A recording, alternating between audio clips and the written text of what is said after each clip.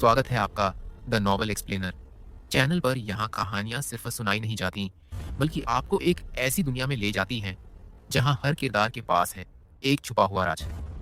कभी अरबपतियों की अनकही दास्तान, कभी फैंटेसी और रहस्यमयी ताकतों का खेल, और कभी ऐसा सस्पेंस जो आपकी धड़कनें बढ़ा देगा। हर एपिसोड में मिलेगा नया ट्विस्ट, नया रोमांच और ड्रामा का ऐसा तूफान जो आपको आखिरी तक बांधे रखेगा।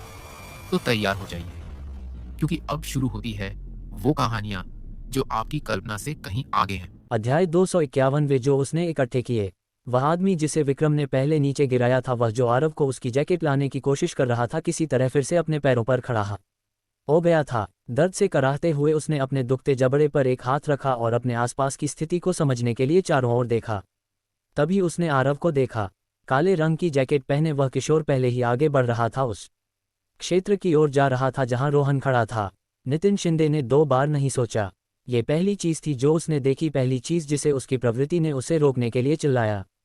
वह सीटों की एक पंक्ति के ऊपर से कूदा, जोर से उतरते हुए। जैसे ही वह फिर से कूदने की तैयारी कर रहा था, लेकिन बीच हवा में एक सुनहरा धब्बा ने उसे रोक लिया। विक्रम का हाथ उसके चेहरे पर क्लैंप की तरह जकड़ गया, जैसे बास्केटबॉल को पकड़ता हो। बिना चकिचाए उसने नितिन शिंदे को सीधे कुर्सियों की पंक्ति में पटक दिया। बल से लकड़ी के टुकड़े उड़ गए, धातु प्रभाव के तहत चरमराए, और फिर बिना एक पल गंवाए विक्रम ने अपने शरीर को मोड़ा और एक घूमता हुआ मुक्का मारा। उसका मुक्का नितिन शिंदे के सिर के किनारे पर ठीक से लगा। प्रहार साफ था, शक्तिशाली, अंतिम। नितिन शिंदे ढह गया बेहोश। उम्मीद है इस बार के लिए बहुत लंबे समय तक। मैं सुनहरा हूं एक कारण से। अगर तुम्हें यकीन नहीं है तो आगे बढ़ो और मुझसे भिड़ो। मैं तुम्हें चुनौती देता हूं। इस घोषणा के साथ विक्रम पीछे मुड़ा और आरव की स्थिति की ओर बढ़ने लगा, वापस वीआईपी क्षेत्र की ओर जहां कोई और हिलना शुरू हो गया था। उस बड़ी आंखें सिकुड़ गईं। तुम, विक्रम ने ठंडे स्वर में कहा। चिराग शर्मा जमा हुआ खड़ा था। उसका दिल तेजी से धड़क रहा था, क्योंकि वह विक्रम की आंखों में घूर रहा था। ये भयानक लोग कौन थे? यहां तक कि दीपक भी पहलेगा अड्स के खिलाफ मजबूती से खड़ा था, लेकिन ये लोग, ये काले और सुनहरे कपड़ों में अजनबी, पूरी तरह से कुछ और थे। लाखपति रेंजर्स और गरुड़ के सदस्य अब पूरी तरह से इसमें शामिल थे। काले शिकारी के साथ जोरदार भिड़ंत में शिकारी स्पष्ट रूप से उन हाई स्कूलर्स की तुलना में अधिक कठिन थे जिनसे वे पहले निपट चुके थे। अधिक प्रशिक्षित, अधिक रणनीतिक। लेकिन गरुड़ के सदस्यों के आश्चर्य की बात थी ज्यादा नहीं। वास्तव में उनमें से कई वास्तव में प्रभावित थे। पहले के हाई स्कूलर्स ने स्पष्ट रूप से अपनी हिस्सेदारी की लड़ाइयां देखी थीं। अपनी उम्र के बावजूद वे खुद को संभालना जानते थे। दूसरी ओर काले शिकारी कुछ और बन गए थे। एक औपचारिक समूह के रूप में मान्यता प्राप्त होने के बाद से वे नर्म पड़ गए थे। संरचित शक्ति में बिताए उनके समय ने उन्हें असली लड़ाइयों से दूर कर दिया था। इस बीच गरुड़ के सदस्य अराजकता में फलते फूलते थे। उन्होंने इसे जिया था, वे ही थे, और उनका अनुभव अब दिखने लगा था। विशालकाय आदमी आगे बढ़ा, एक गरुड़ सदस्य को जमीन पर गिराकर और उसे अपनी जबरदस्त ताकत से दबा दिया। ऐसा लग रहा था कि वह लड़ाई पहले ही खत्म हो चुकी थी। तभी एक अचानक अपरकट हरीश के जबड़े पर लगा। प्रहार ने उसे हिला दिया और वह पीछे हट गया, अपनी पकड़ तोड़ते हुए। वह जोर से गिरा, फिर वापस लुढ़क कर खड़ा हुआ। उसकी आंखें भ्रम में चारों ओर घूम रही थीं। उसके सामने कलाल ट्रैकसूट में एक आदमी खड़ा था। ऐसा लगता है कि वहां एक रिंग है जो सिर्फ हम दोनों के लिए है, सुरेश ने अपनी उंगलियां चटकाते हुए कहा।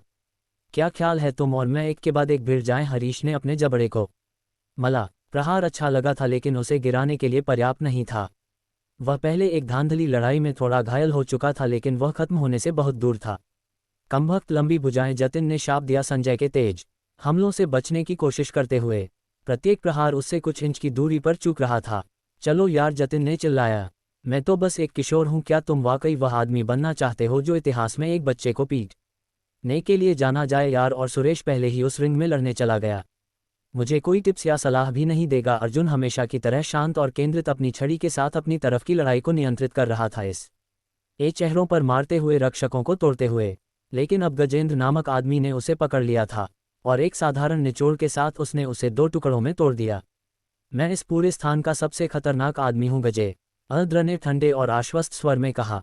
जो बहुत शर्मनाक है कि तुम्हें मुझसे सामना करना पड़ रहा है, सिल्वर बॉय। अर्जुन की आंखें सिकुड़ गईं। उसने टूटी हुई छड़ी को एक तरफ फेंक दिया बिना डरे, और वह मुस्कुराया। तुम गलत हो, विक्रम ने सोचा। इस कमरे का सबसे खतरनाक आदमी वह है जिससे तुम अभी लड़ने वाले हो। ये वह समूह है जिसे आरव ने बनाया है, उसने महसूस किया। मैंने हाल ही में उससे फिर से मूल्यांकन किया था, लेकिन शायद अब समय है कि मैं उसके पूरे समूह का फिर से मूल्यांकन करूं।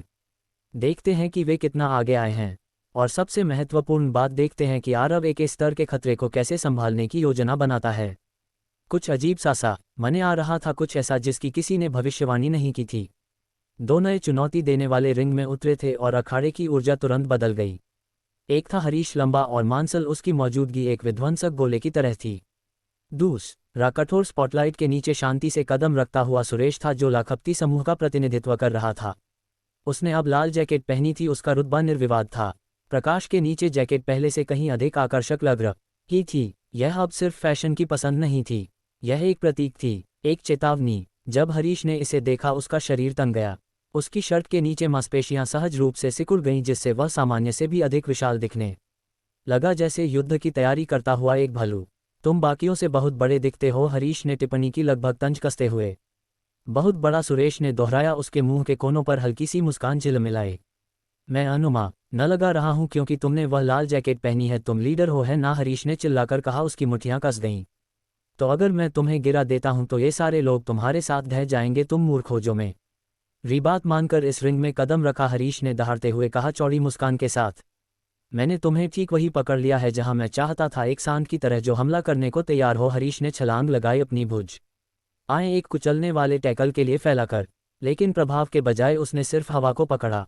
उसकी गति उसे आगे ले गई और वह रिंग के कोने में धम से टकराया। निराश होकर हरीश ने फिर से उसे पकड़ने की कोशिश की, लेकिन पहले की तरह सुरेश अमानवीय गति के साथ फिसल गया। वह नीचे झुका, मुश्किल से फर्श से ऊपर, और फिर धम वह ऊपर की ओर उछला। उसका मुक्का सीधे हरीश के जबड़े पर लगा। बल विस्फोटक था। उसकी टांगों से हर औंस ताकत उसके कप बड़े उलहों के माध्यम से उसकी भुजा तक और मुंह में स्थानांतरित हो गई। प्रभाव पर हरीश की आंखें पीछे लुढ़क गईं, लेकिन सुरेश अभी खत्म नहीं हुआ था।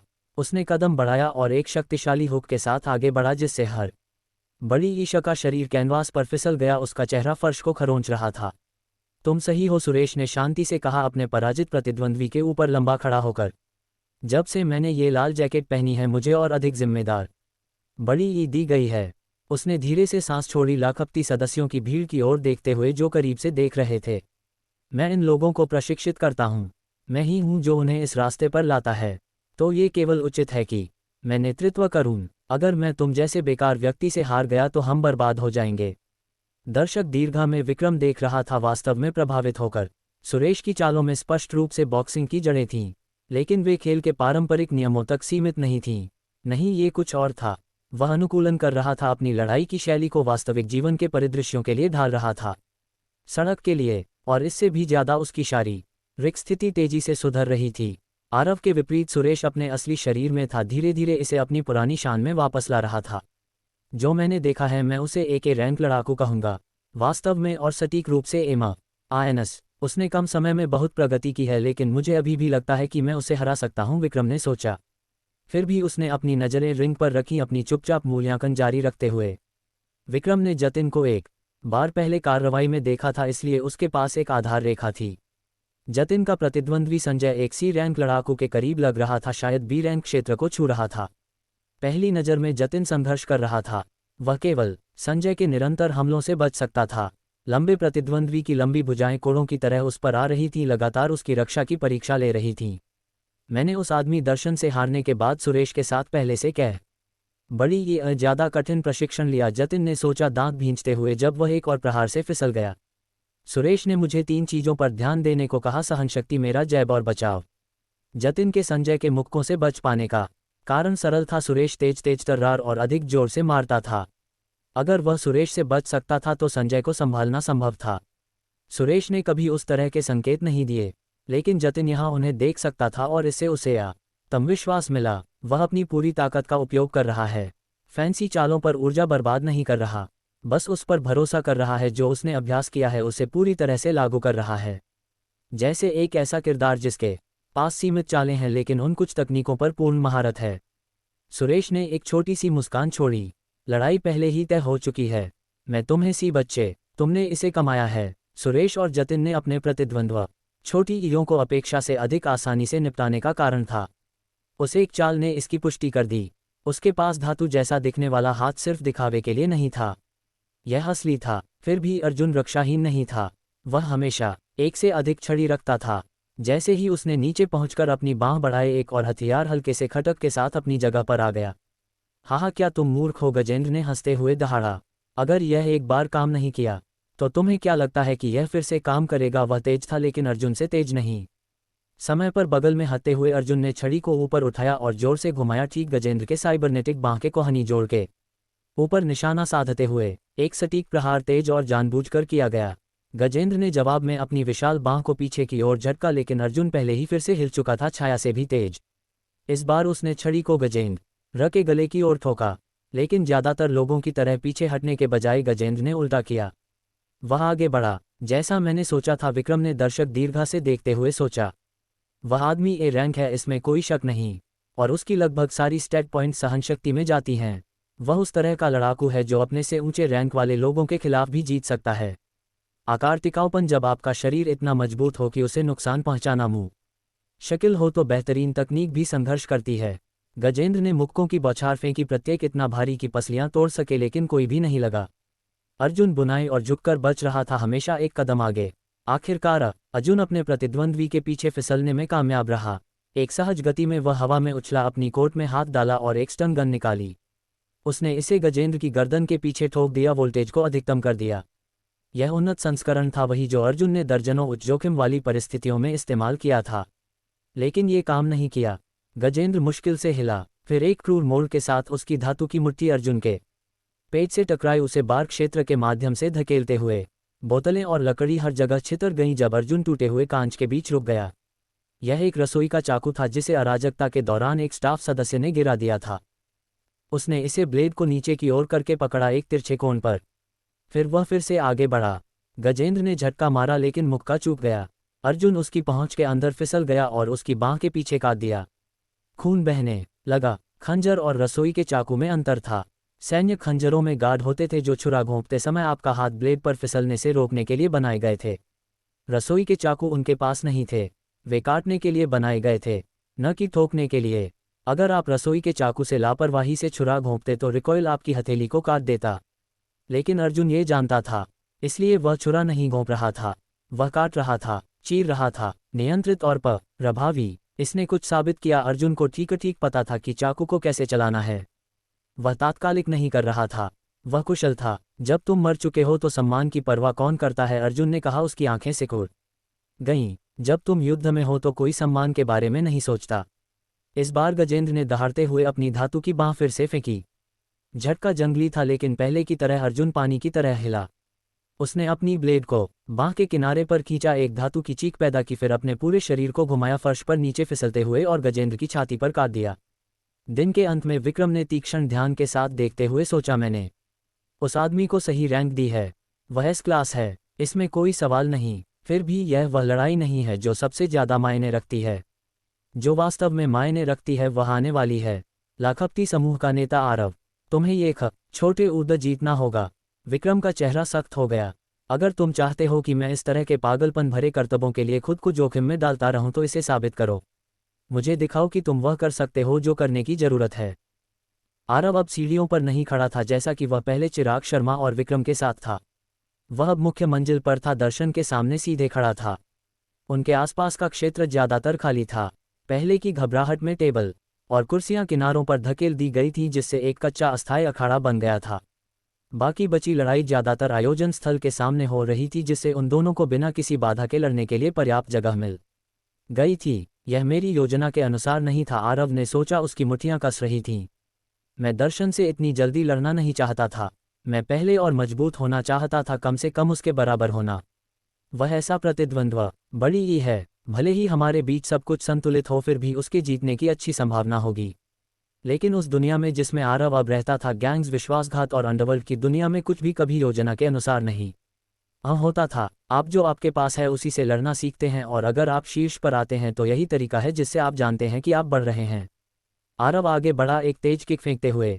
दर्शन ने इसे अपनी बांह से साफसा फर रोक लिया। बिना रुके आरव ने अपने शरीर को घुमाया और दूसरी किक मारी। गति तीक्ष्ण और अच्छी तरह से अभ्यास की हुई थी।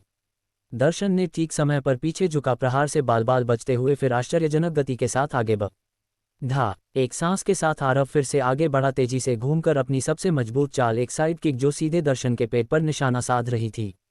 लेकिन इससे पहले कि यह लग पाता, दर्शन के हाथ आगे बढ़े और आरव की टांग को जब कर लिया। एक झटके के साथ उसने आरव की टांग को अपने पास से खींच लिया। असंतुलित आरव को संभलने का समय नहीं मिला जब दर्शन की मुट्ठी उसके चेहरे पर टकराए। प्रभाव क्रूर था और आरव धम से जमीन पर गिर गया। उसका स छोटी ईरा गूंज रहा था। प्रहार ठोस था, ऋषभ के बराबर, जिसने कभी दावा किया था कि उसके पास बीरपुर हाई में सबसे मजबूत मुक्के हैं। लेकिन आरव खत्म नहीं हुआ था। वह पीछे लुढ़का और अपने पैरों पर खड़ा हो गया। उसकी प्रवृत्ति ने उसे ठीक समय पर पीछे हटने के लिए कहा था कि दर्शन के उस स्टॉम्प से बचा जा सके जिसने फर्श को हिला दिया। मैं उसे करीब नहीं आने दे सकता, आरव ने महसूस किया। मैंने दर्शन को लड़ते देखा है, वह एक ग्रैप्लर है। अगर मैं पकड़ा गया तो सब खत्म है। यह अच्छा था कि आरव ने अपनी दूरी बनाए रखी थी। अगर वह पहले जल्दबाजी में आगे बढ़ा होता तो ये लड़ाई शायद पहले ही खत्म हो चुकी होती। भले ही आरव दर्शन की ग्रैपलिंग शैली का बड़ी ही नकल कर सकता था, उनके बीच की शारीरिक खाई को नज़रअंदाज नहीं किया जा सकता था। दर्शन को ताकत, गति, सहनशक्ति हर चीज़ में बढ़त थी, इसलिए आरव अपनी किकिंग तकनीकों पर भरोसा कर रहा था। उनके बीच सिर्फ इतनी जगह रखते हुए कि वह उसकी पहुंच से बाहर रहे। लेकिन दर्शन चौंकन्ना नहीं था, जैसे कि उसे ठीक ठीक पता हो कि प्रहार कहाँ से आ रहा है। उसने दोनों बाहें उठाईं और उसे रोक लिया। फिर उसने कदम बढ़ाया और अपने कंधे को आरव की तरफ से टकराया। प्रभाव ने आरव को हिलाकर रख दिया।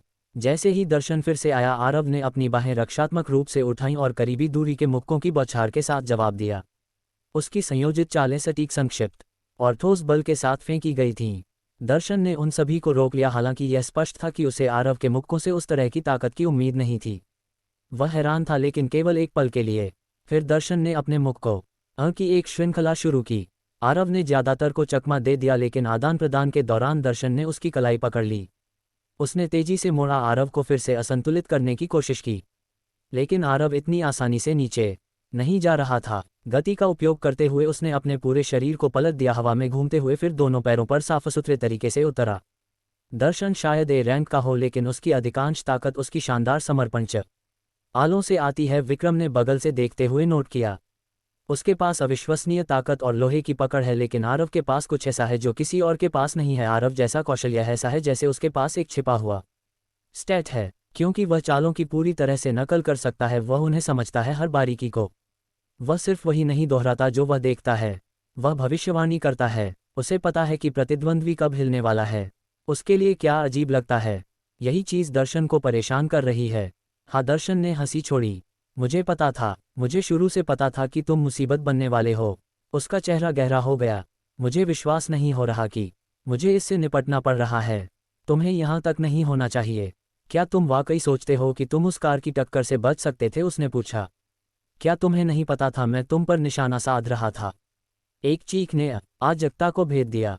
ये दर्द के सामान्य कराहटों या मुक्कों और गुस्से के बीच फेंके गए गालियों जैसी नहीं थी। ये तीक्ष्ण थी, कच्ची, किसी प्राकृतिक चीज से भरी हुई वास्तविक पीड़ा। अधिकांश लड़ाकों ने इसकी ओर देखा तक नहीं। वे अपने दांत भींचे और आगे बढ़ते रहे, अपनी अपनी लड़ाइयों, अपने अस्तित्व में बहुत ज्यादा उलझे हुए। लेकिन अर्जुन ने इसे सुना, उसने इसे महसूस किया, और उसे पता था कि यह कौन था। वह चीख, वह आरव थी। छोटे उवा मालिक, वह मुसीबत में है, मुझे अभी उसके पास पहुंचना होगा। अर्जुन की नज़रें उसके सामने वाले आदमी से आगे बढ़ीं। गजेंद्र, उसका प्रतिद्वंद्वी, कई घावों से खून बह रहा था, उसकी जांघ, उसकी छाती, दोनों बाहों पर दर्जनों उथले कट। वे अपने आप में जानलेवा नहीं थे, लेकिन एक साथ मिलकर वे एक अलग कहानी बयान करते थे। उस तरह की कहानी जो किसी के ढहने के साथ खत्म होती है। और फिर भी गजेंद्र अभी भी खड़ा था, खून से लथपथ, लेकिन अटूट। ये कुछ ऐसा था जिसे कोई नकार नहीं सकता था। उसका दिल, उसकी सहनशक्ति, उस तरह की मजबूती दुर्लभ थी, और देखने वालों को पता होता यहाँ विजेता पहले से ही तय हो चुका था। गजेंद्र इस लड़ाई को बहुत पहले हार चुका था, और फिर भी वह आगे बढ़ता रहा। एक और कट उसकी संग्रह में जुड़ गया जब अर्जुन एक बार फिर नाचते हुए दूर हट गया। अर्जुन बहुत तेज था, बहुत अनुभवी। उसकी ब्लेड उस व्यक्ति की सटीकता के साथ काटती थी जिसने 100 लड़ाइयाँ लड़ी थीं और उन सभी में जीवित रहा था। यहाँ तक कि जब गजेंद्र की बायोनिक बाह ने एक हमले को रोका तो इसका परिणाम कहीं और एक गहरे घाव के रूप में हुआ। वह आदमी उसका पीछा नहीं कर पा रहा था। क्या ये वाकई उसके लिए इसके लायक था? अर्जुन ने सोचा। क्या काले शिकारी ने उसे इतना भुगतान किया कि वह ये सब सहन करे? कोई और कब का बाहर हो चुका होता, कोई भी समझदार व्यक्ति कब का छोड़ चुका होता। एक स्थिर सांस लेते हुए अर्जुन ने अपनी चाकू को फिर से उठाया। उसका सिर थोड़ा नीचे झुका, उसकी आवाज़ दृढ़ लेकिन संयमित। गजेंद्र, यही तुम्हारा नाम है ना? अर्जुन ने अपनी पकड़ को स्थिर करते हुए कहा। मैंने अब तक खुद को रोका है मेरे हर प्रहार ने धमनियों महत्वपूर्ण बिंदुओं से परहेज किया है। मैंने मारने का लक्ष्य नहीं रखा। उसकी आवाज़ एक ऑक्टेव नीचे गिरी, उसकी आवाज़ में ठंडी धार आ गई। लेकिन अगर तुम मेरे रास्ते में और देर तक रहे तो मैं मार डालूंगा। गैंग्स की अंडरग्राउंड दुनिया में एक मौत को हल्के में नहीं लिया जाता था। बेशक यह अक्सर होता था, यह उस जीवन का हिस्सा था जिसे उन्होंने चुना था, लेकिन इसका मतलब यह नहीं था कि यह बिना परिणामों के आता था। मौत गर्मी लाती थी। जांच पड़ताल, पुलिस के इर्द गिर्द भटकना, ढकाछुप, रिश्वत, सफाई दल, समस्याओं की एक श्रृंखला जो कोई नहीं चाहता था, खासकर अर्जुन नहीं। वह आरव पर ध्यान नहीं दे सकता था। वह एक सलाखों के पीछे बंद होने का जोखिम नहीं उठा सकता था और उस एक व्यक्ति की रक्षा करने में असमर्थ हो सकता था जिसकी उसने कसम खाई थी कि वह सुरक्षित रखेगा। उसके पास खोने के लिए बहुत कुछ था।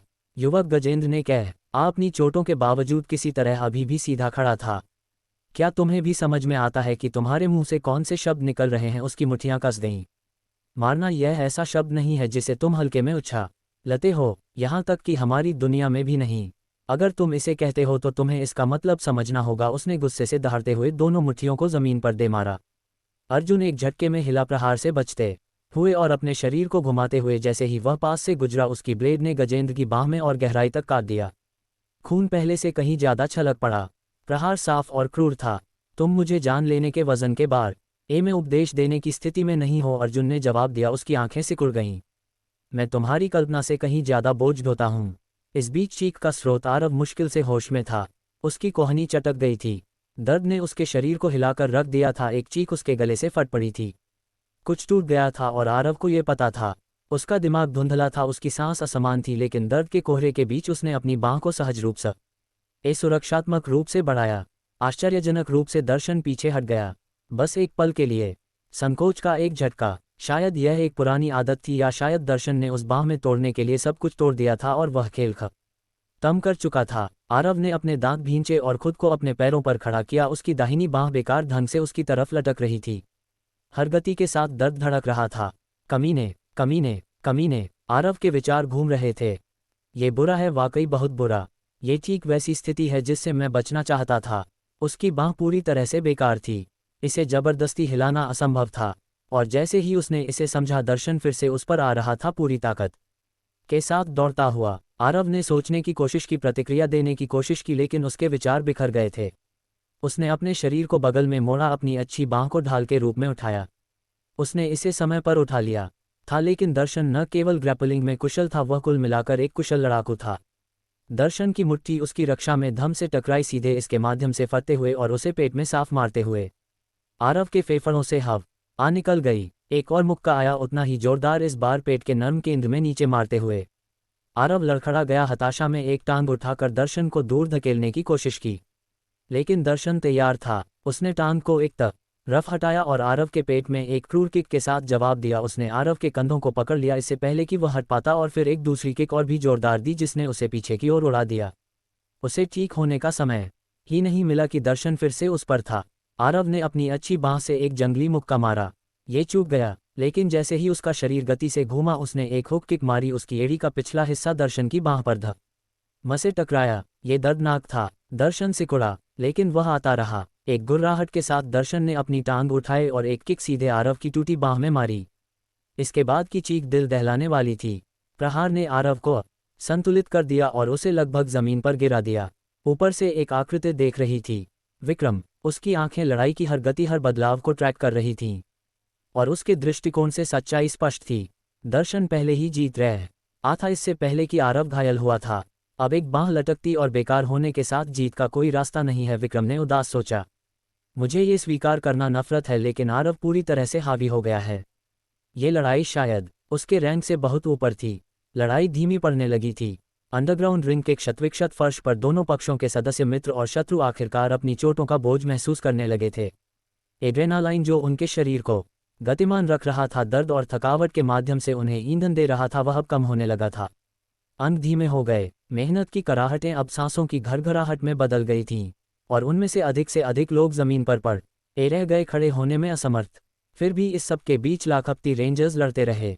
जतिन भले ही उसने आखिरकार अपने प्रतिद्वंद्वी से निपटने का तरीका ढूंढ लिया था, फिर भी संजय के खिलाफ एक क्रूर संघर्ष में उलझा हुआ था। अब उसे बढ़त थी, उसने कोड तोड़ लिया था, लेकिन यह अभी खत्म होने से बहुत दूर था। प्रहार के बदले प्रहार वे एक दूसरे पर टूट पड़े। संजय हार नहीं मान रहा था। अब नहीं, तब नहीं जब उसके सामने वाला लड़का जो मुंह शक्ल से हाई स्कूलर से ज्यादा था उसका मुकाबला कर रहा था, उसे हरा रहा था। संजय की आंखों के आसपास की सूजन और खराब हो गई थी, चोटें बढ़ती जा रही थी, लेकिन उस आदमी का गर्व उसे गिरने नहीं दे रहा था। अभी नहीं। फिर भी ये केवल समय की बात थी। दूसरी ओर सुरेश ने अपनी लड़ाई को जल्दी खत्म कर दिया था। यह कोई मुकाबला भी नहीं था, और शायद यही समस्या थी। काले शिकारी ने इसे नोटिस किया।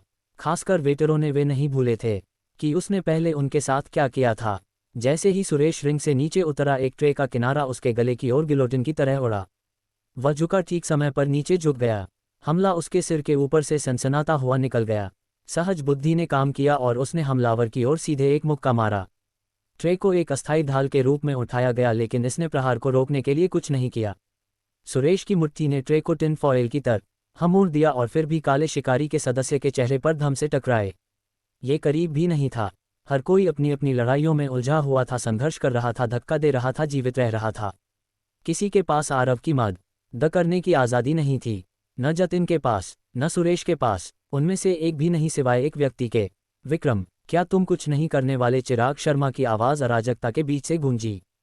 तुम एक ही टीम में हो, है ना? तुम दोनों लाखपति हो, और मैंने सुना है कि तुम कितने कुशल हो। तुम उसकी मदद क्यों नहीं कर रहे? चिराग ने एक बार भी नजरें नहीं हटाईं, एक सेकंड के लिए भी नहीं। उसकी आंखें आरव और दर्शन के क्रूर आदानव रदान पर टिकी थीं, हर दर्दनाक सेकंड को देख रही थीं।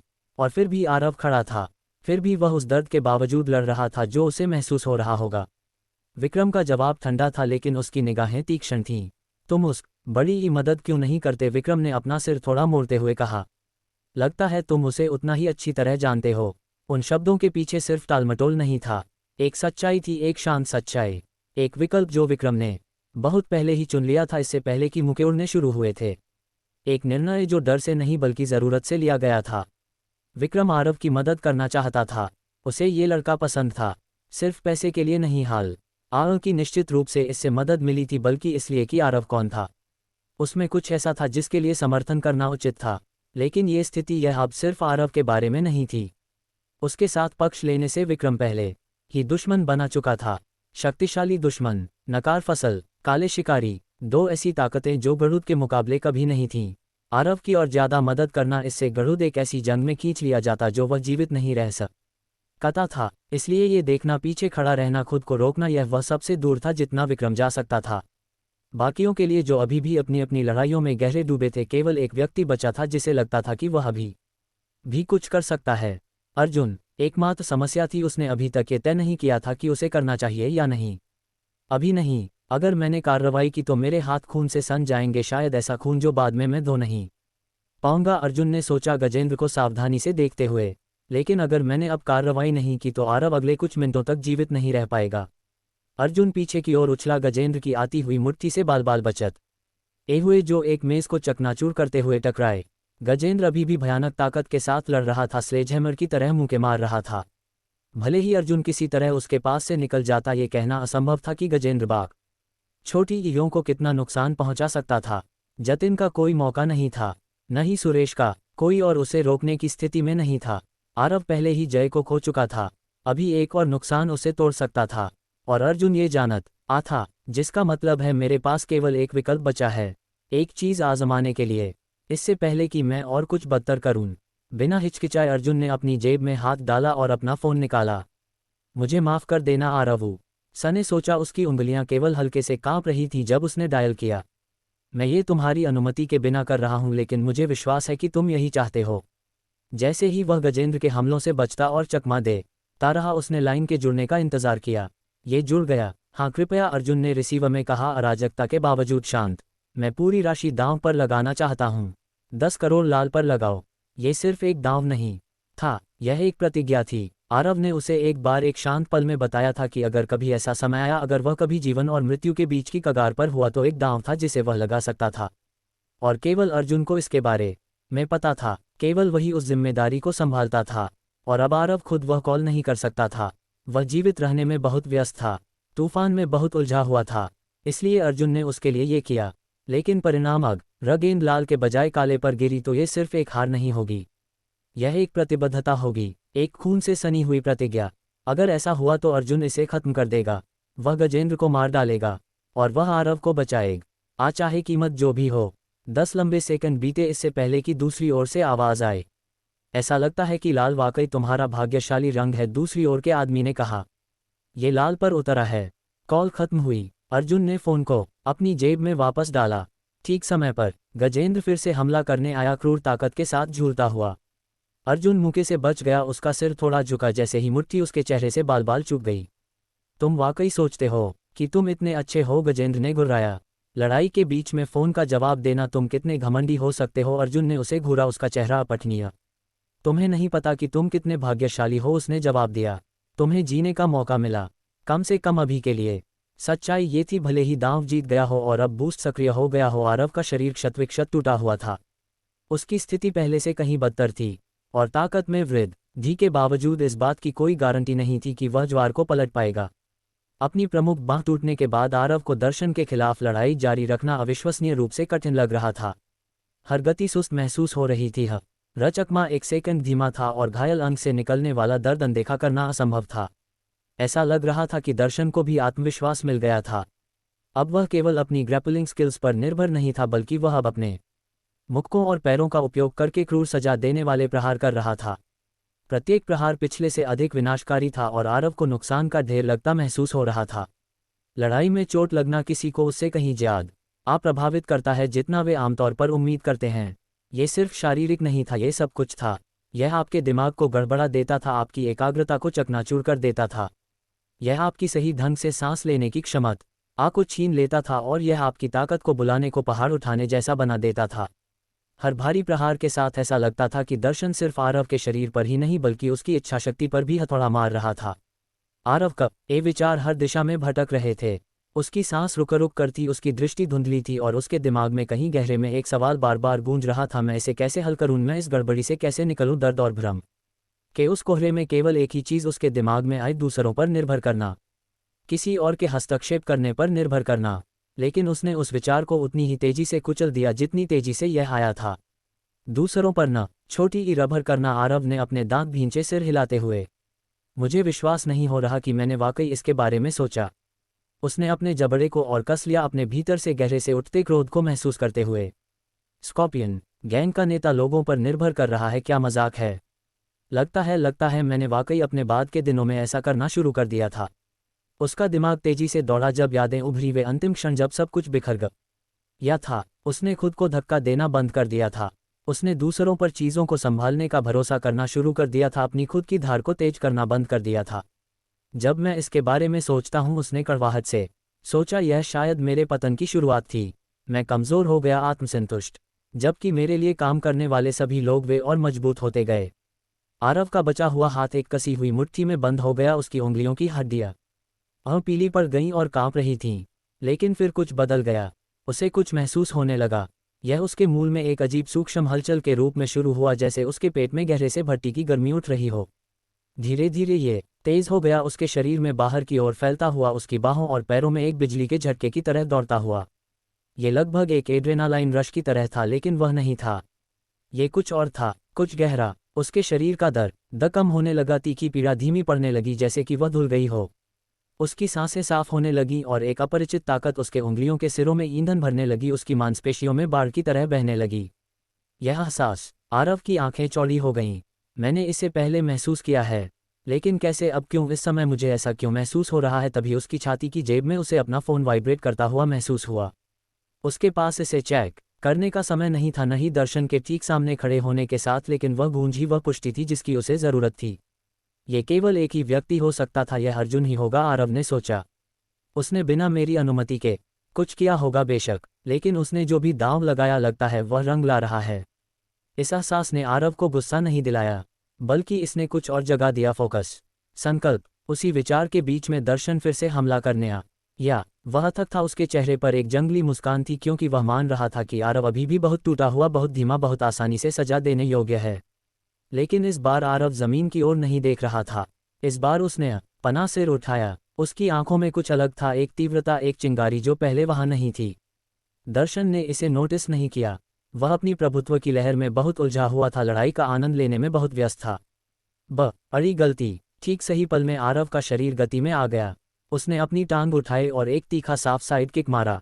ये चाल सटीक थी, लगभग सर्जिकल। एक तेज झटका, कुछ भी चमकीला नहीं लेकिन प्रभावी। दर्शन एक सुस्त चाल के लिए तैयार था, कुछ कमजोर और आसानी से जवाब देने योग्य, लेकिन यह नहीं। किक ने उसे पेट के बीचों बीच मारा। धड़ाम। दर्शन का रहा, उसकी सारी हवा उसके फेफड़ों से निकल गई क्योंकि उसका शरीर प्रहार के ऊपर झुक गया। यह क्या भला है? दर्शन के विचार तेजी से दौड़े। ये किक अचानक से आए। क्या मैं कुछ कल्पना कर रहा हूं? नहीं, ये पहले की तुलना में कहीं तेज था। संकोच का वह पल उसे बहुत महंगा पड़ा। आरव इसे बर्बाद करने वाला नहीं था। वह जानता था कि ये दूसरी सांस, यह ऊर्जा का उछाल ज्यादा देर नहीं टिकेगा। उसे इसका पूरा फायदा उठाना था और इसका मतलब था दबाव बनाए रखना। आगे की ओर उछलते हुए आरव हवा में उड़ा। जितनी ताकत वह जुटा सकता था। उसने अपनी बांह को जोर से नीचे झटका, उसे दर्शन की बाहों पर धम से मारते हुए, जैसे ही दूसरा लड़का उन्हें बचाव के लिए उठाने की कोशिश कर रहा था। चटाक आवाज हड्डी तोड़ने वाली नहीं थी, लेकिन ये दर्शन की बाहों में गहरी कंपन भेजने के लिए काफी थी। नुकसान पूरी रात बढ़ता जा रहा था। आरव बार बार उन बाहों को निशाना बना रहा था। अब दर्द उसका पीछा कर रहा था। दर्शन लड़खड़ा गया, उसकी बाहें अनियंत्रित रूप से फड़क रही थीं। मांसपेशियां अब वैसी आज्ञा नहीं मान रही थीं जैसी पहले मानती थीं। वह उन्हें ठीक से उठा नहीं सकता, अब आरव ने महसूस किया। मैं पूरी रात उन बाहों पर हथौड़ा मारता रहा। नुकसान आखिरकार जुड़ गया। आरव मजबूत फॉलोअप देने की स्थिति में नहीं था। उसकी प्रमुख बांह अभी भी टूटी हुई थी और उसका संतुलन उछलने से बिगड़ गया था। लेकिन वह रुकने वाला नहीं था। अपनी एक अच्छी बांह को पीछे खींचते हुए उसने कमर से मोड़कर उसे जितना टॉर्क का वह जुटा सकता था उतने के साथ आगे झटका। उसकी मुट्ठी का पिछला हिस्सा दर्शन के गाल पर सटकर टकराया। चटाक। दर्शन पीछे की ओर लड़खड़ा गया। खून का स्वाद तुरंत उसके मुंह में भर गया। वह लोहे का धात्विक स्वाद महसूस कर सकता था क्योंकि उसका शरीर पास की एक मेज में टकराया, जिसे फर्श पर खींचते हुए चरमराहट हुई। उसका सिर चक्कर खा रहा था। सिर्फ प्रहार से नहीं बल्कि भ्रम से। नहीं, मैं निश्चित रूप से इसे कल्पना नहीं कर रहा, दर्शन ने सोचा अपना मुंह पोंछते हुए। वह तेज हो गया है, मजबूत। उसकी सांसें अलग हैं। ऐसा है जैसे उसने दूसरी सांस पकड़ ली। उसके कानों में उसकी धड़कन जोर से बज रही थी क्योंकि वह आरव को घूर रहा था। वो उसके सामने खड़ा था, खून से लथपथ, चोटिल, लेकिन किसी तरह पहले से कहीं ज्यादा चमक रहा था। क्या यही वह चीज़ है जिसके बारे में लोग बात करते हैं? दर्शन ने सोचा। वह आखिरी ताकत का उछाल, जब आप हताश होते हैं, जब गने की कोई जगह नहीं होती और खोने के लिए कुछ नहीं बचता। क्या यही होता है? क्योंकि इस समय आरव ऐसा लग रहा था जैसे उसके पास कुछ भी नहीं बचा था सिवाय जीतने की इच्छा के। वह देख सकता था कि आरव सीधे उसकी ओर दौड़ रहा था। आंखें जल रही थीं, कदम उद्देश्य के साथ उग्र। उस पल में दर्शन ने तेजी से प्रतिक्रिया दी। उसने पास की एक कुर्सी पकड़ी और उसे पूरी ताकत से आगे फेंक दिया। धड़ाम। लकड़ी का फ्रेम आरव को दौड़ते समय टकर आया और इसका एक हिस्सा उसकी पहले से घायल बांह से टकराया। दर्द उसके शरीर में बिजली के झटके की तरह फटा और वह सिकुड़ा। उसकी गति एक सेकंड के लिए रुक गई, लेकिन एक सेकंड ही वह सब था जिसकी दर्शन को जरूरत थी। आरव ने एक किक शुरू की, नीचे निशाना लगाते हुए, लेकिन दर्शन पहले से ही गति में था। वह नीचे गिरा, फर्श पर एक चिकनी सहज गति में लुढ़क गया। इससे पहले कि आरव उतर पाता या अपना संतुलन वापस पा पाता, दर्शन ने जमीन से ऊपर की ओर किक मारी। उसका पैर सीधे आरव की पिंडली में धम से टकराया। चटाक। दर्द आरव की टांग में आग की तरह फैल गया, उसके पूरे शरीर में ऊपर की ओर फैलता हुआ। उसने अपने दांत भींचे और इसे अनदेखा करने की कोशिश की। अब एकमात्र विकल्प था कि वह आगे बढ़ता रहे। गुर्राते हुए आरव ने अपना पैर उठाया, दर्शन को नीचे दबाने के लिए एक स्टॉम्प के लिए जा रहा था। लेकिन दर्शन बहुत तेज था, बहुत फुर्तीला। उसकी टांगें तंग चापमा भूमि आरव के हमलों का जवाब अपनी तेज किक्स के साथ दे रही थीं। भले ही आरव ने दूसरी सांस पकड़ ली थी, दर्शन की ताकत अभी भी कच्ची और क्रूर थी। वह नीचे और बाहर नहीं था, बस पहले हैरान हो गया था। अब उस झटके के कम होने के साथ वह और जोर से जवाबी हमला कर रहा था। जैसे ही दर्शन जमीन से उछला, उसने हिचकिचाया नहीं। उसने मुक्कों की एक बौछार छोड़ी, तेज चौड़ी उग्र। तुम शापित नालायक, दर्शन ने चिल्लाकर कहा, अपनी मोट छोटी ईयों को तूफान की तरह इधर उधर झुलाते हुए। आरव चकमा देने के लिए हिला, उसकी बाहें सहज रूप से ऊपर आईं। वह कुछ को रोकने में कामयाब रहा, कुछ से बच गया, लेकिन सभी से नहीं। कुछ मुके फिसल गए, उसकी तरफ धम से टकराए, ठीक वहां जहां उसकी टूटी बांह कमजोर और उजागर थी। हर प्रहार असफलता की ढोल की तरह महसूस हो रहा था। कमीने कमीने, आरव ने अपने दिमाग में चिल्लाया। अगर मुझे ये शक्ति का उछाल पहले मिला होता, इससे पहले कि मेरी बांह टूट जाती, शायद मैं इसे संभाल पाता। शायद मैं ज्वार को पलट पाता, लेकिन इस तरह मुझे नहीं पता कि मैं वापसी कर पाऊंगा या नहीं। दर्शन ने फिर से दहाड़ा और एक भारी मुक्का मारा, आरव की कमजोर रक्षा को तोड़त ए हुए और उसकी एक अच्छी बाह में धम से टकराया। तुरंत बाद एक शक्तिशाली किक आरव की पसलियों में उतरी जिसने उसे पीछे की ओर लड़खड़ा दिया। उसने प्रभाव को अवशोषित करने के लिए अपने शरीर को मोड़ा, लेकिन फिर भी उसे असंतुलित कर गया। वह बगल में लड़खड़ा गया, पूरी तरह से केंद्र से हट गया जब तक कि उसकी पीठ कमरे के दूर के छोर पर मेज से टकरा नहीं गई। आरव की सांस रुक रुक कर थी, उसकी दृष्टि धुंधली थी, उसे अपनी ऊर्जा फिर से खिसकती हुई महसूस हो रही थी पहले के बूस्ट के बावजूद। वह अब हताशा मोड में था, शुद्ध अस्तित्व। जैसे ही उसने मेज पर खुद को स्थिर करने के लिए हाथ बढ़ाया, उसका हाथ किसी चीज से टकराया। एक बोतल, ये की नारे से लुढ़क गई फर्श पर खटखटाते हुए और चटक गई। रुकिए एक सेकंड, आरव की आंखें सिकुड़ गईं जब उसके दिमाग में एक विचार आया। सहज बुद्धि पर काम करते हुए उसने गिरी हुई बोतल को पकड़ा और उसे मेज के किनारे पर और से तोड़ा। चटाक ऊपरी हिस्सा साफ टूट गया, जहां चिकना कांच था वहां अब नुकीले तीखे किनारे रह गए। आरव ने बोतल के गले को अपने हाथ में पकड़ा। ये तात्कालिक हथियार अब मंद रोशनी में खतरनाक ढंग से चमक रहा था। वह अपने पिछले जीवन में हथियारों पर निर्भर करने वाला प्रकार नहीं था। वह उसका स्टाइल नहीं था। उसने हमेशा अपनी मुट्ठियों से लड़ा था, हमेशा कठिन तरीके से खुद को साबित किया था। लेकिन इसका मतलब यह नहीं था कि वह उनका उपयोग करना नहीं जानता था। वह ऐसी दुनिया में बड़ा हुआ था जहां चाकू गलियों में लोगों के लिए पसंदीदा हथियार थे, सस्ते, घातक और छिपाने में आसान। ब्लेड हासिल करने के लिए आपको अमीर होने की जरूरत नहीं थी, बस हताश होना था। आरव को न केवल उनके खिलाफ जीवित रहने के लिए प्रशिक्षित किया गया था, बल्कि उन लोगों को हराने के लिए भी जो उनका उपयोग करते थे, और चाकू के खिलाफ बचाव करने का सबसे अच्छा तरीका समझने का वह था खुद इसका उपयोग करना सीखना। उसने टूटी हुई बोतल को अपनी पकड़ में समायोजित किया, जैसे उसने 100 बार पहले गलियों में ड्रिल में किया था। एक चीज है, आरव ने अपनी सांस के नीचे बुदबुदाया, उसकी आवाज अब स्थिर थी। एक चीज जो हमेशा लड़ाई का रुख मोड़ सकती है। उसने टूटी हुई बोतल को उठाया, इसके नुकीले किनारे रोशनी को पकड़ रहे थे। एक हथियार, एक बांह के काम न करने की स्थिति में आरव स्पष्ट रूप से नुकसान में था। इस में कोई इनकार नहीं था, उसकी गतिविधियां सीमित थीं, उसके विकल्प कम थे। लेकिन ये सब उस पल बदल गया जब उसने एक हथियार उठाया। सही हाथों में एक घातक हथियार किसी भी लड़ाई का रुख मोड़ सकता था। सबसे शक्तिशाली प्रतिद्वंद्वी भी गिर सकते थे अगर सही समय पर सही जगह पर प्रहार किया जाए। और अगर हथियार चलाने वाला वास्तव में जानता हो कि वह क्या कर रहा है, तो फिर यह मुकाबला भी नहीं था। हथियारों के प्रति अपनी व्यक्तिगत पसंदगी के बावजूद आरव उनसे अनजान नहीं था। वास्तव में वह इससे कहीं अधिक सक्षम था, ब्लेड्स को संभालने में लगभग मास्टर, चाहे वे तात्कालिक हो या नहीं। उसने उनका अध्ययन किया था, उनके खिलाफ प्रशिक्षण लिया था, उन्हें निरस्त किया था और ज़रूरत पड़ने पर उनका उपयोग भी किया था। और इस समय उसके पास कुछ और था, कुछ ऐसा जो दर्शन को भी आने की उम्मीद नहीं थी। तुम्हें लगता है कि मेरी ओर टूटी बोतल तानने का कोई मतलब है? दर्शन ने तंज कसते हुए बिना हिचकिचाहट के आगे बढ़ते हुए कहा। क्या तुमने अपने जीवन में कभी ऐसी चीज का उपयोग किया है? बिना जवाब की प्रतीक्षा किए दर्शन आगे बढ़ा और जोर से झूला। पहले आरव पूरी तरह से चकमा देने और कच्ची सहज बुद्धि पर निर्भर था, लेकिन अब चीजें अलग थीं। वह उद्देश्य के साथ हिला। जैसे ही दर्शन की मुट्ठी उसकी ओर उड़ी, आरव ने अपने शरीर को तेजी से घुमाया, प्रहार से कुछ इंच की दूरी पर बचते हुए। उसके हाथ में कांच की बोतल रोशनी में चमकी और फिर उसने प्रहार किया। उसने दर्शन के चेहरे पर नुकीले किनारे से साफ काट दिया। लगभग तुरंत ही खून की एक पतली रेखा दिखाई दी। यह क्या है? दर्शन बीच कदम में रुक गया। मैंने इसे देखा भी नहीं, मुझे हथियार का रास्ता नहीं दिखा। उसने चाकू या कुंद औजारों से लैस अपने हिस्से के लड़ाकों से निपटा था। ज्यादातर मामलों में वह उन्हें दबा देता था, बल या आश्चर्य से हथियार को छीन लेता था। उसके काम की लाइन में चीजें आमतौर पर ऐसे ही चलती थीं, तेज, गंदी और प्रभुत्व वाली। लेकिन आरव के साथ उसने उसे निरस्त करने की कोशिश भी नहीं की थी। उसने सोचा था कि बोतल एक धोखा है, बस हताशा का एक टुकड़ा, और अब खून उसके चेहरे के किनारे से टपक रहा था। जब दर्शन घूमा, उसके भीतर गुस्सा उबल रहा था। वह फिर से दौड़ा, इस बार एक ऊंची किक के साथ आगे बढ़ते हुए। लेकिन आरव ने इसे आते देख लिया था। वह किक के आप के नीचे फिसला, करीब कदम रखते हुए, और एक बार फिर टूटी बोतल के साथ नीचे की ओर काटा। दर्शन की तरफ एक और पतला कट खुल गया। ये गहरा नहीं था, असल चोट से ज्यादा सतही घाव। आखिरकार यह कोई असली चाकू नहीं था। कांच का किनारा नाजुक था, अगर बहुत ज्यादा बल लगाया जाए तो टूटने की संभावना थी।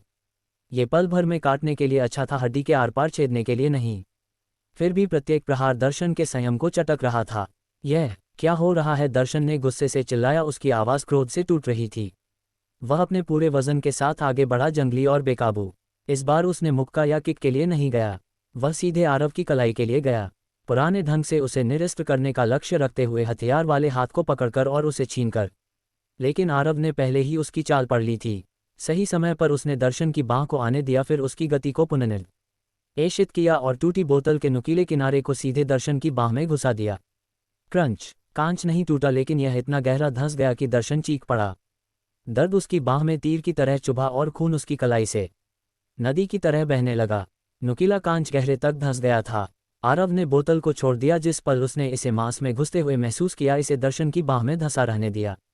बिना एक पल गंवाए वह पास की मेज की ओर दौड़ा, एक और खाली बोतल पकड़ी और इसे किनारे पर साफ तोड़ दिया, एक बार फिर खुद को एक तीखे तात्कालिक ब्लेड से लैस करते हुए। अगर मैं तुम्हारी जगह होता, आरव ने दर्शन की खून बह रही बाह की ओर देखते हुए कहा, मैं उस कांच को बाहर नहीं निकालता। तुम जानते हो कि इससे केवल खून तेजी से बहेगा। उसका लहजा शांत था, पहले से कहीं ठंडा। और अगर मैं तुम्हें बस कुछ और बार छेद दूं, आरव ने नई कांच की शॉट पर अपनी पकड़ को कसते हैं छोटे हुए कहा, तो तुम यहीं खून बहकर मर सकते हो। दर्शन रुक गया, अपने दांत पीसते हुए। और उस सवाल के बारे में जो तुमने पहले पूछा था, आरव ने जारी रखा, मुझे लगता है तुम अब तक समझ गए होगे। मैंने निश्चित रूप से इनमें से एक का पहले इस्तेमाल किया है। तुम मेरे बारे में सब कुछ नहीं जानते। वह आगे एक कदम बढ़ा, कांच रोशनी में चमक रहा था। वास्तव में तुम मेरे बारे में कुछ भी नहीं जानते। ये वह सब था जो दर्शन सहन कर सकता था। न छोटी ईराशा की दहाड़ के साथ वह एक बार फिर दौड़ा, पहले की तरह ही किक्स और मुक्कों की एक बर्बर बौछार छोड़ते हुए। लेकिन आरव अब पूरी तरह से लय में हमलों के बीच से पानी की तरह फिसल गया, प्रहारों के बीच में बुनता छोटे बस पहुंच से बाहर रहते हुए। और हर चकमा के साथ एक जवाबी हमला आया। बोतल का तीखा किनारा दर्शन की त्वचा पर काटता गया, उसकी बाहों, छाती और कंधों पर उथले कट बनाता गया। वे गहरे नहीं थे, लेकिन सटीक थे, साफ। दर्शन ने दबाव बढ़ाया, डजन भर जगहों से अब टपकते खून और दंड को अनदेखा करते हुए। लेकिन जितना अधिक वह झूलता, उतना ही अधिक आरव काटता। जितना अधिक वह हमला करता, उतने ही अधिक घाव वह पाता। हालांकि आरव हथियारों में निर्विवाद रूप से कुशल था। अपने पिछले जीवन के लिए धन्यवाद। उसकी गतिविधियां इतनी परिष्कृत, इतनी अप्रत्याशित महसूस होने का एक और कारण था। वह सिर्फ सहज बुद्धि पर नहीं लड़ रहा था, वह किसी की नकल कर रहा था। अर्जुन हथियार युद्ध में एक एस रैंक। आरव ने उसे अनगिनत बार देखा था, उसका रुख, उसकी लय, जिस तरह से वह एक ब्लेड के साथ हिलता था। दर्शन ने अतीत में आरव के सामने बैटन और चाकू का इस्तेमाल किया था, और भले ही बोतल बिल्कुल वैसी नहीं थी, मूल सिद्धांत अभी भी लागू थे। चाकू या कुछ भी सामान का उपयोग करने का मतलब था अलग तरह से लड़ना। तुम जंगली की तरह नहीं दौड़ते, तुम पहुंच से बस बाहर नाचते, सही पल में प्रहार करते। आरव को याद था कि अर्जुन ने ये कैसे किया था। बिना मारे मारो। थोड़ी सी पहुंच की बढ़त का उपयोग लय को नियंत्रित करने के लिए करें। पैरों पर हल्के रहो, ज्यादा प्रतिबद्ध न हो, और सबसे महत्वपूर्ण डर का उपयोग करो। कटने में कुछ प्राचीन था, यहाँ तक कि प्रशिक्षित लड़ाके, यहाँ तक कि वे जो चाकू हाथ में लिए जीने के आदी थे, फिर भी हिचकिचाते थे। यह मानव स्वभाव था। वह हिचकिचाहट सब कुछ हो सकती थी, जब तक कोई वाकई पागल न हो। यहाँ तक कि सबसे कठोर लड़ाके भी तब सिकुड़ जाते थे जब वे अपना खून बहते देखते थे। आरव ने इसका इस्तेमाल किया, बार बार, और अब दर्शन के कट बढ़ते जा रहे थे। उसकी सांसें भारी थीं, उसके झूले और जंगली हो गए। उसका गुस्सा उसकी तकनीक पर हावी हो गया था। और किनारे से विक्रम, जो पूरे समय चुपचाप देख रहा था, ने अपनी आंखें सिकोड़ लीं। आखिरकार वह इसे देख सकता था। जीत का एक रास्ता। आरव वाकई ये लड़ाई जीत सकता था। अपनी बढ़ी हुई गति, तीक्ष्ण सहज बुद्धि और हथियार कौशल के अथक अनुप्रयोग के साथ आरव ने एक खतरनाक लय बना ली थी। उसकी हर गति तेज, अधिक सटीक महसूस हो रही थी। दर्द पृष्ठभूमि में फीका पड़ गया था, जिसे एड्रेनालाइन और कच्चे फोकस ने बदल दिया था। लेकिन फिर विशुद्ध हताशा से दर्शन ने एक ऐसी चाल चली जिसकी आरव को उम्मीद नहीं थी। अचानक ऊर्जा के विस्फोट के साथ दर्शन आगे बढ़ा, अपनी पूरी ताकत को हमले में डालते हुए। आरव ने तुरंत प्रतिक्रिया दी, अपने हाथ में पकड़ी टूटी बोतल को दर्शन की तरफ गहरे तक घुसा दिया। छेद दर्शन सिकुड़ा, उसका चेहरा दर्द से मरोड़ा गया, क्योंकि कांच ने मांस को छेद दिया। लेकिन फिर जब आरव ने सोचा कि उसे बढ़त मिल गई है, दर्शन ने कुछ अप्रत्याशित किया। पहली बोतल का टुकड़ा जो पहले से उसकी बाह में धंसा था, वह पूरे समय वहीं रहा था। वह बाहर नहीं गिरा था, क्योंकि दर्शन ने अपनी मांसपेशियों को इसके चारों ओर कस लिया था। टुकड़ा इतना गहरा धंसा था कि उसकी गति ने भी इसे हटाया नहीं था। अब अपने दांत पीसते हुए दर्शन ने अपने ही बाह से वह टुकड़ा निकाला और बिना हिचकिचाए उसने इसे नीचे झटका। कांच का नुकीला किन आरा सीधे आरव की तरफ में घुस गया। दर्द उसके शरीर में फट पड़ा। वह हांफा, उसका शरीर झटका खा गया। तीखी जलन केवल एक सेकंड तक रही, इससे पहले कि एड्रेनालाइन फिर से उमड़ पड़ा, सनसनी को कुंद करते हुए, पीड़ा को दूर करने के लिए मजबूर करते हुए। फिर से नहीं, आरव ने सोचा थोड़ा लड़खड़ाते हुए। बकवास, यह एहसास फिर से नहीं। मैंने अपने पुराने जीवन में शायद ही कभी छुरा खाया था और अब छुरा खाकर मरने के बाद मैं इसे बार बार जी रहा हूं। तुम्हें लगता है कि तुम अकेले हो जो हथियार का उपयोग करना जानता है, दर्शन ने चिल्लाया, उसकी आवाज़ उन्मत्त थी। आरव, तुम एक पागल बच्चे हो, लेकिन मैं वादा करता हूं तुमने मुझसे ज्यादा पागल किसी से मुलाकात नहीं की। अपनी तरफ से अभी भी खून टपकते हुए दर्शन ने अपने दर्द को अनदेखा किया और सीधे आरव के चेहरे में एक ठोस मुक्का मारा। चटाक प्रहार साफ लगा। आरव का सिर पीछे की ओर झटका खा गया। उसकी दृष्टि धुंधली हो गई। दुनिया चक्करदार रंगों में तैरने लगी। उसके घुटने थोड़ा डगमगा गए क्योंकि वह पीछे की ओर लड़खड़ा गया। जमा हुआ नुकसान आखिरकार उसका पीछा कर रहा था। उसे लगा जैसे वह बेहोश होने वाला है, जैसे उसका शरीर एक सेकंड और नहीं ले सकता। ये हो सकता है, उसने सोचा। वह प्रहार, यह वह हो सकता था जिसने इसे खत्म किया। लेकिन फिर एक आवाज़, उसकी अपनी आवाज़, उसके दिमाग में वापस दहाड़ी। यहाँ गिरना, अभी तुम किसे बेवकूफ़ बना रहे हो आरव? यह वही आदमी है जिसने जय को मारा। तुमने वादा किया था कि तुम उससे बदला लोगे, है ना? तुमने कहा था कि तुम उसे उसकी बहन के लिए कीमत चुकवाओगे। जय को अभी यहाँ होना चाहिए था, तुम नहीं। वह, उसका दिल और जो रसे धड़का। तो क्या अगर तुम थक गए हो? तो क्या अगर तुम कमज़ोर हो? तो क्या अगर ये दर्द करता है? जय अब इनमें से कुछ भी महसूस नहीं कर सकता। वह मर चुका है। तुम्हारे सामने खड़े इस कमीने की वजह से अपने दांत पीसते हुए आरव ने एक तीखी सांस छोड़ी और अपने पास बची हर चीज़ के साथ आगे बढ़ा। उसकी मुट्ठी थकान से कांप रही थी, लेकिन उद्देश्य से भरी हुई दर्शन की तरफ में अभी भी धंसी बोतल में धम से टकराए। चटाक प्रभाव ने का को दर्शन के शरीर में और गहरे धकेल दिया। बोतल पूरी तरह से चकनाचूर हो गई, टुकड़े बिखरते हुए और फर्श पर छितर गए। दर्शन का चेहरा दर्द से मरोड़ा गया। उसने एक तनावपूर्ण कराह निकाली, धीरे धीरे अपना सिर उठाया। केवल तभी आरव ने अपनी एक अच्छी बांह से उसके बालों को पीछे से पकड़ लिया। उसकी पकड़ कसी हुई थी। क्रूर। आरव ने दर्शन के सिर को नीचे खींचा। हर सांस के साथ गुस्सा बढ़ता जा रहा था और चिल्लाया, दर्शन कमीने! और इसके साथ उसने अपना घुटना उठाया और उसे सीधे दर्शन के चेहरे में धम से मारा। चटाक खून छींटा और दर्शन का शरीर प्रभाव से ढीला पड़ गया। आरव ने अपनी पकड़ ढीली नहीं की। वह डटा रहा, आंखें जल रही थी तब तक, छोड़न ऐसे इनकार कर रहा था जब तक कि उसे यकीन न हो जाए कि दर्शन इस पल, इस दर्द, इस नुकसान को कभी नहीं भूलेगा। आरव ने गहरी सांस छोड़ी क्योंकि उसने दर्शन का सिर छोड़ दिया ठीक समय पर, अपने घुटने को पूरी ताकत से उसके चेहरे में मारने के लिए। उसने जो कुछ भी दबा रखा था, हर औंस की हताशा, गुस्सा और दर्द जो उसे सहना पड़ा था, वह उस एक विनाशकारी प्रहार में निकल गया। और जब दर्शन का सिर पीछे की ओर झटका खा गया तो ऐसा लगा जैसे दुनिया धीमी हो गई। आरव हर विवरण देख सकता था, कैसे उसकी टेढ़ी नाक और भी टेढ़ी हो गई, कैसे उसके सामने के दांत प्रभाव के बीच में उसके मुंह से उड़ गए और कैसे दर्शन की आंखें बेजान होकर उसके सिर के पीछे लोड का गईं। फिर आया गिरना। दर्शन का शरीर एक बीमार उछाल के साथ जमीन पर गिरा। उसका सिर एक बार फर्श पर टकराया, इससे पहले कि उसका पूरा शरीर स्थिर हो गया। जमा हुआ, गतिहीन खून ने कंक्रीट को एक से ज्यादा जगहों पर दाग दिया, जो निर्विवाद हार की तस्वीर बना रहा था। वह इस बार वापस नहीं उठने वाला था। आरव भारी सांस लेते हुए ने अपनी तरफ पर हाथ दबाया, गहरे घाव पर दबाव डालते हुए। उसकी बांह एक गड़बड़ थी, कांप रही थी और बड़े ऊन से ढकी हुई थी। हालांकि उसने लड़ाई जीत ली थी, वह जानता था कि वह अब और ज्यादा नहीं चल सकता। उसका शरीर उसे आराम करने के लिए चिल्ला रहा था। जय, मुझे आशा है तुमने ये देखा, आरव ने अपने आप से सोचा। आंखें दर्द के खिलाफ सिकुड़ रही थीं। मैंने आखिरकार उसके द्वारा तुम्हारे साथ किए गए के लिए बदला ले लिया, लेकिन मुझे पता है ये काफ़ी नहीं है। हमारे द्वारा लिए गए कर्ज को चुकाने के लिए बिल्कुल भी काफ़ी नहीं। जब आरव झुका हुआ रहा, उसकी ताकत कम हो रही थी। कई पास के काले शिकारी सदस्यों ने एक मौका देखा। वह लड़का मुश्किल से खड़ा हो पा रहा है, हमें उसे अभी पकड़ना होगा, उनमें से एक ने चिल्लाया, पहले से ही आगे की ओर दौड़ते हुए। तुम किसका इंतजार कर रहे हो? वह सही है, मैनेजर ने पीछे से भौंकते हुए कहा। उसे अभी बाहर निकालो। मैनेजर स्पष्ट रूप से हिल गया था। वह इसे समझ नहीं पा रहा था। युवा आरव शर्मा उसकी नज़रों में सिर्फ एक बच्चा कैसे दर्शन को, उनके शीर्ष लड़ाकों में से एक को हराने में कामयाब हो गया। दर्शन ज्यादा अनुभवी था, ज्यादा क्रूर। ऐसा नहीं होना चाहिए था, लेकिन हो गया था। अराजकता भड़क रही थी और मैनेजर जानता था कि यह सिर्फ एक झड़प से कहीं ज्यादा था। ये कुछ ऐसा था जिसे रिपोर्ट करने की जरूरत थी। 3 काले शिकारी आरव की ओर दौड़े, लेकिन वे वहां तक नहीं पहुंचे। एक छाया दृश्य में उछली। एक जोड़ी हाथों ने 2 हमलावरों को उनके चेहरों से पकड़ा और उन्हें रैगडॉल्स की तरह जमीन पर पटक दिया। कंक्रीट बल के नीचे चटक गया। मैनेजर की आंखें चौड़ी हो गईं। यह विक्रम था, वह आदमी जो पहले आया था और अब तक किनारे पर रहा था। एक ही गति में क्रम घूमा और तीसरे हमलावर के सिर पर 2 बार प्रहार किया। उस बेचारे का सिर विक्रम की मुट्ठियों के बीच एक गेंद की तरह उछला जो दो हथौड़ों के बीच फंस गई हो इससे पहले कि वह फर्श पर गिर पड़ा बेहोश। मेरा इसमें से बाहर रहने का समय खत्म हो गया है, विक्रम ने कहा, उसकी आवाज़ शांत लेकिन खतरे से भरी हुई। अगर कोई और इस बच्चे के पास आया तो उसे मुझसे जवाब देना होगा।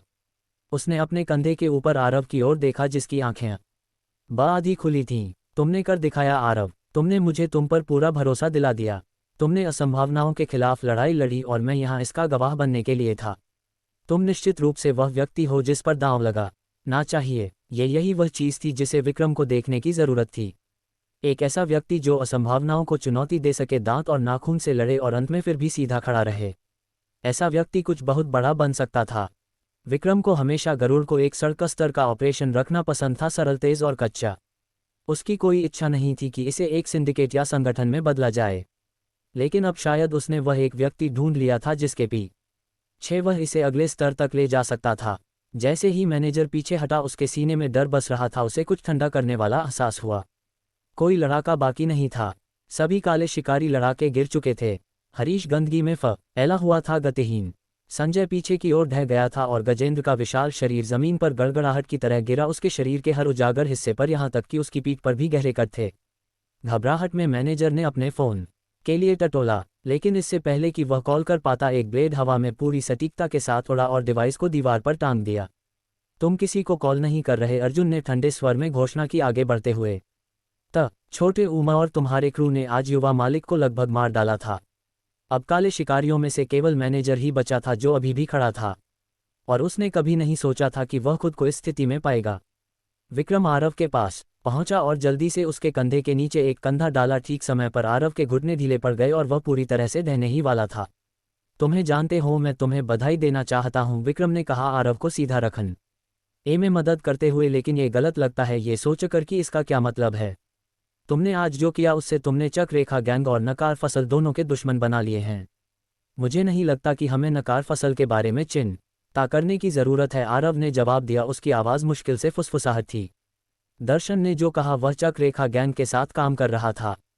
उसने उन्हें धोखा दिया और काले शिकारियों के लिए मुझे लगता है हम इसे छोड़ सकते हैं। उसके शब्द लड़खड़ा गए, उसकी पलकें फड़फड़ाईं, और फिर बस ऐसे ही आरव विक्रम के कंधे से फिसल गया और ढह गया।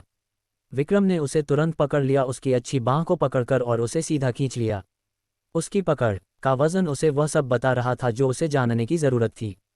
ये बच्चा वाकई बेहोश हो गया, विक्रम ने बुदबुदाया। सारे दर्द के साथ, सारी चोटों के साथ वह शायद एक धागे से लटक रहा था। लेकिन जीत तो जीत है। उसी समय सुरेश आया और विक्रम ने धीरे से आरव को सुरेश और जतिन की देखभाल में स्थानांतरित कर दिया, उन्हें उसे दोनों तरफ से थामने दिया। विक्रम ने आरव की ओर आखिरी बार देखा, फिर मुड़ा और अपने पीछे देखा। मुझे विश्वास है कि कोई है जिसे मुझे ये सुनिश्चित करना है कि वह भाग न जाए, उसने कहा। उसकी आंखें सिकुड़ गईं। तुम भागने की सोच तो नहीं रहे थे ना? उसकी नज़र चिराग शर्मा पर टिक गई जो विक्रम की विशाल मौजूदगी के नीचे जमा हुआ खड़ा था। तो ये था आज का एपिसोड। लेकिन याद रखिए, द नॉवल एक्सप्लेनर की कहानियाँ कभी इतनी आसान नहीं होती। हर मोड़ पर छुपा है एक नया सच, हर किरदार के पीछे है एक नया रहस्य, और हर अंत एक नई शुरुआत का इशारा करता है। क्या होगा आगे, कौन सा राज खुलेगा और किसकी जिंदगी बदल जाएगी, जानने के लिए सुनते रहिए द नॉवल एक्सप्लेनर चैनल, क्योंकि यहाँ कहानियाँ कभी खत्म नहीं होती, बस और रोमांचक हो जाती हैं।